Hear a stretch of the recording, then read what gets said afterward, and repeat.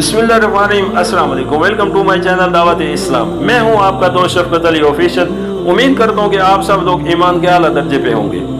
सूरत आल इमरान के आयत नंबर 184 का तर्जुमा, अब ए मोहम्मद, अगर ये लोग तुम्हें झुठलाते हैं तो बहुत से रसूल तुमसे पहले झुठलाए जा चुके हैं जो खुली खुली निशानी और सफ़े और रोशनी बख्शने वाली किताबें लाए थे।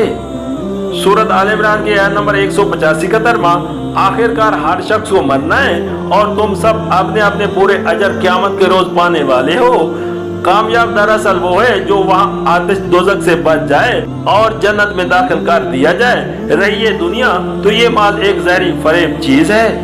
सूरत आल इमरान एशिया नंबर 130, यानी इस दुनिया की जिंदगी में जो नताज रोनुमा होते हैं, इन्हीं को अगर कोई शख्स असली और आखिरी नताज समझ बैठे और इन्हीं पर हक व बातिल और फलाह व खुसरान के फैसले का मदारा रखे तो दर हकीकत वो सख्त धोखे में मुब्तला हो जाएगा।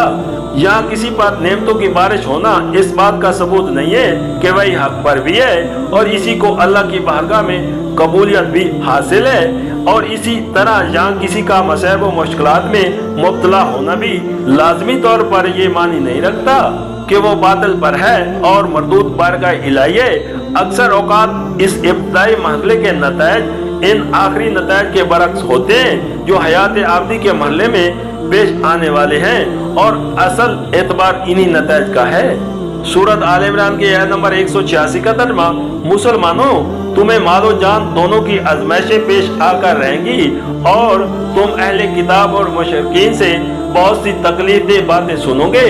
अगर इन सब हालात में तुम सब्र और खुदा तरसी की रविश पर कायम रहो तो ये बड़े हौसले का काम है। सूरत आल इमरान एशिया नंबर 131, यानी इनके तानो तशनी, इनके इल्जामात, इनके बेहुदा तर्ज कलाम और इनकी झूठी नशरो अशात के मुकाबले में बेसब्र होकर तुम ऐसी बातों पर ना उतर आओ जो सदाकत, इंसाफ, वकार व तहजीब और इखलाक फाजला के खिलाफ हो।